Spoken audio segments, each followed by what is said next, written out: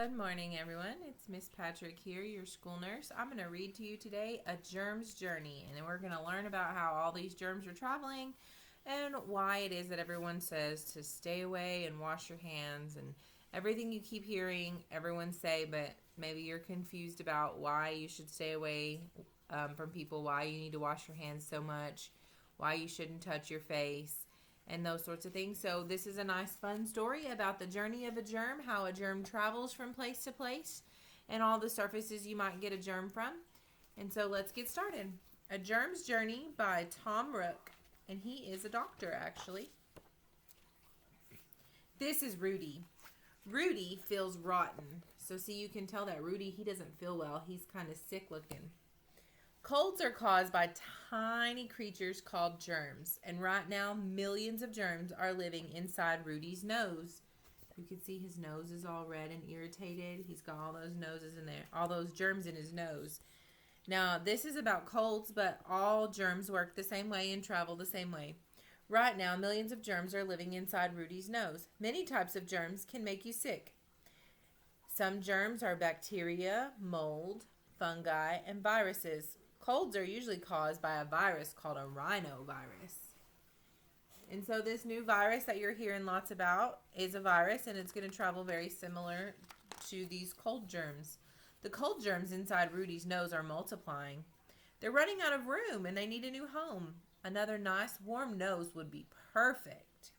So here you can see they're getting really crowded in there. The germs tickle Rudy's nose and trigger in real life, germs are very small and they can only be seen with a microscope. Here's what a microscope looks like.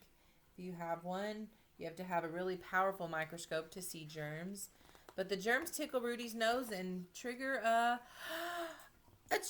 sneeze. Rudy forgot to use a tissue. His cold germs fly across the room at more than 100 miles per hour. So germs travel really far, really fast.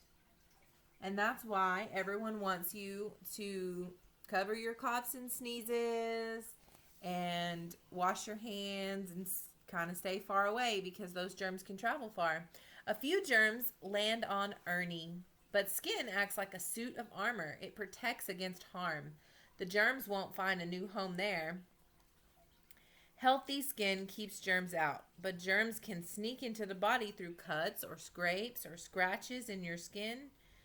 Most germs get into a person through their mouth or their nose. So here's some ways in. You can see those germs, they bounced over onto Ernie, just like that. Didn't they say his name was Ernie? Yeah, Ernie. They bounced over onto Ernie. Rudy's germs continue to fall on nearly everything in the room, including Brenda's candy. Brenda can't see the germs, and she's hungry. Are the germs going to make her sick?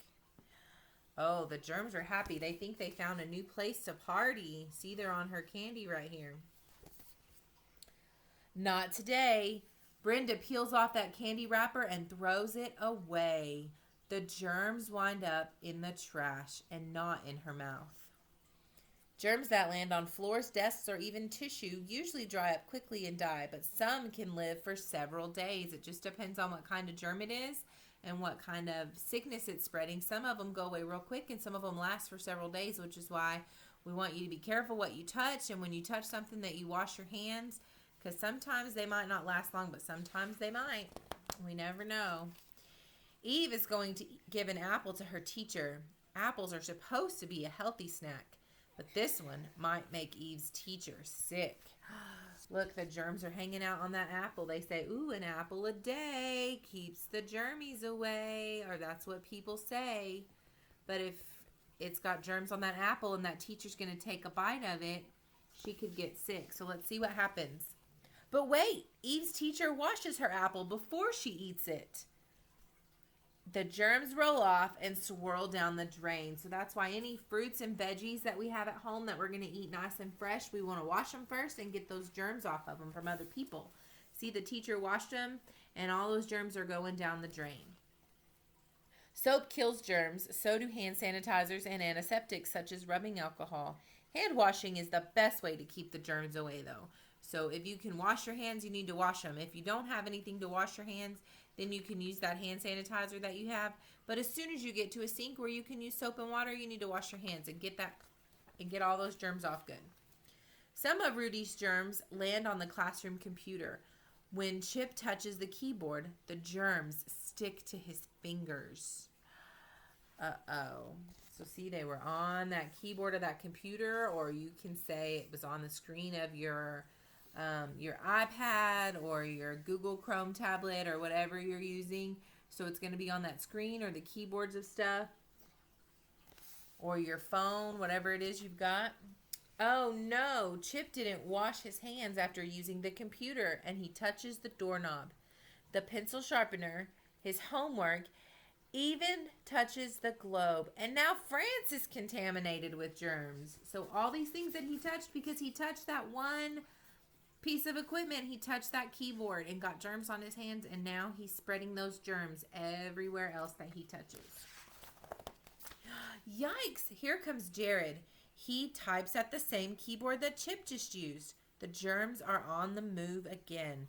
There are 400 times more germs on desktops and computer keyboards than there are on toilet seats. That would go for cell phones too, because lots of people touch them all the time. So look, now they're going to get on Jared. Let's see what happens. Jared rubs his eyes. Uh-oh, that's a bad idea. Now the germs can get in, and he bites his fingernails. That's even worse. And now, ew, he picks his nose. And look at all those ways those germs went in, because he rubbed his eyes, and he bit his fingernails, and he picked his nose, and all those germs now are getting inside his body. Rudy's cold germs are now inside Jared's nose. They multiply quickly. Ugh. Now they're having a party inside. Look at that. They say, turn up the music. It's time to party. They're going to have a party inside. Look at that. Soon, millions of germs will run out of the room, and they will spread to Jared's throat and lungs, and Jared will have a terrible cold. Jared doesn't feel really sick yet, but he can still spread his germs, especially if he doesn't cover his mouth. Cough, cough. Uh-oh, Jared's coughing. Jared's germs fly throughout the bus, and they land on Connor's backpack and Sky's lunchbox. They land on empty seats and the bus driver's head.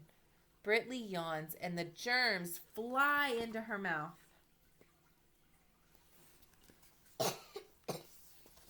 Thank you for covering that cough. The germs find new homes miles from the school, and they don't stop there.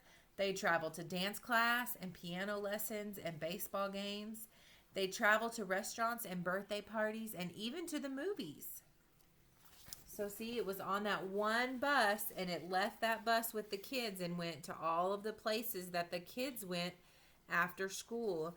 And they took it to all of their friends and instructors at those places and their coaches. Now let's see what happens to all those germs. Tonight, Jared finds out he's leaving this weekend to visit his grandmother in Ohio, a whole other state. The germs that started with Rudy are now off on a brand new adventure with Jared. There's no cure for the common cold, just like there's no cure for this virus that's going around right now. So we have to be careful. Cold germs will disappear on their own in a week or two. And this virus, they say anywhere from a week to 2 or sometimes longer. 3 weeks maybe. But see, now they're going to go with him on this road trip. He's planning out this trip, and the germs are packed up and ready to go. They're going to go see Grandma too. So that's how germs spread from place to place. Here's a little diagram. That's a germs journey. See, it started with one kid and spread all around, and sometimes it stops, like when it went to the apple and it stopped because the teacher cleaned it, when it went on the candy wrapper and it stopped because she threw the wrapper away. But when it was on the keyboard, it spread to his friends, and they spread it because they didn't wash their hands, and they got sick, and they took it on the bus, and they took it in a car ride with them, and that germ just went everywhere that they went, and that's how germs spread. So when you finish your schoolwork, if you're bored and you want something to do and you think, oh, what can I do? I'm so bored. Maybe you could get out a piece of paper and a pencil if you have one, or a crayon, and you can create your own germ journey where your germ can go wherever you want it to go, and you can make up maybe your germ started at Walmart and where is it going to go after that. And so I hope you guys enjoyed this story, and it was a fun, kind of funny story, but it does tell us how germs spread, and that's called a germ's journey. And just in case you were wondering if your teacher lets you, this is an AR book. It's a 2.7 level AR book worth half of a point if you're allowed to take a test on it and your teacher lets you while you're sitting at home, if you have a way to do that. So, and then you can go back and replay this video if you need to remember what happened in the story. But I sure hope you guys enjoyed it, and I hope to see you guys soon.